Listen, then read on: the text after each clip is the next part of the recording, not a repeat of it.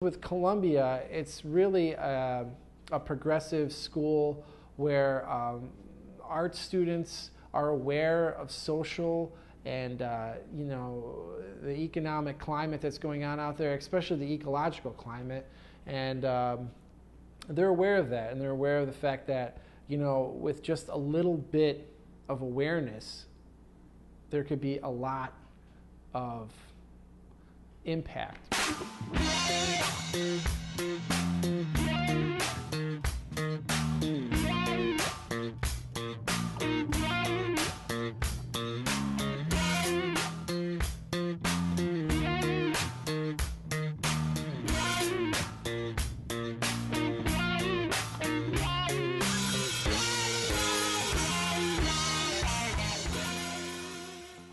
What generally happens is you'll have our workers come and we source separate the material, so it's paper and cardboard, fiber, and then all the other materials, glass, plastic, aluminum, in another bag. We take that and we sort that and we bring that to a dumpster. The plastic gets smashed down in these massive cubes, so they're like these big, huge cubes, and those get stacked up in a neat, huge pyramid wall sort of thing. So it's a huge, big wall. And those are taken, and all the plastic is recoagulated, I guess if you could say, to make more bottles. So all the paper we generate here gets made back into what they call like a food grade cardboard, which is like, cereal boxes, bathroom tissue rolls.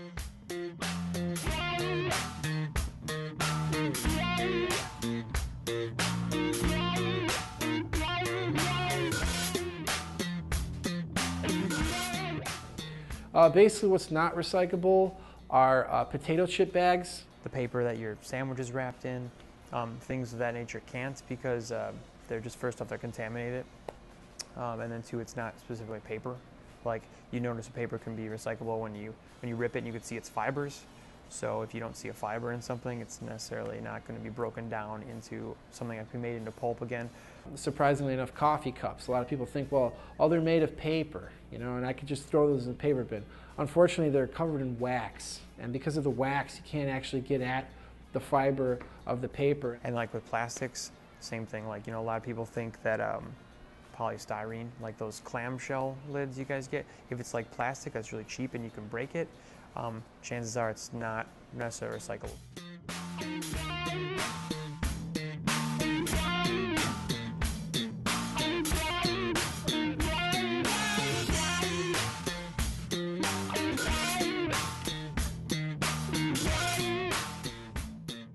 A lot of the bigger events we have here, like campus parties, Manifest, we're starting to break into Manifest, which is cool, orientation.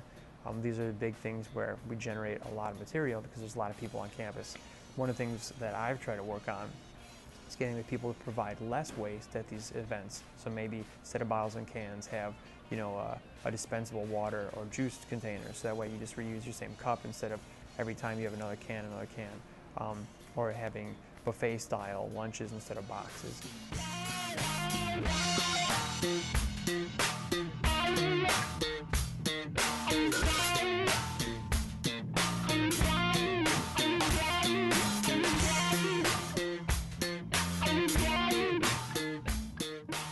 There's a new student group on campus that they just got ratified, their constitution got ratified, or they were accepted into the Student Organization Council a little less than a month ago.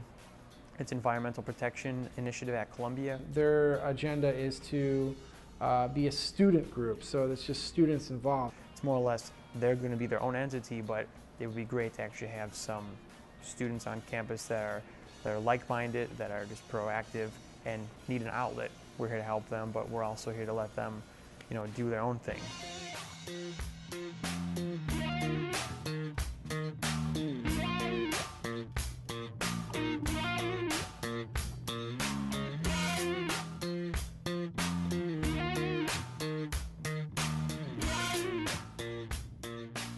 We do this, we do recycling on campus as a service to the campus because it's a good thing to do. But what we don't always get a chance to do is tell people it's a personal self-education thing, just to be aware that your actions matter. So possibly go out there and be an active recycler, but also think about reducing the stuff that you're actually doing. So that way, not saying that we have less to do, but you produce less of an impact.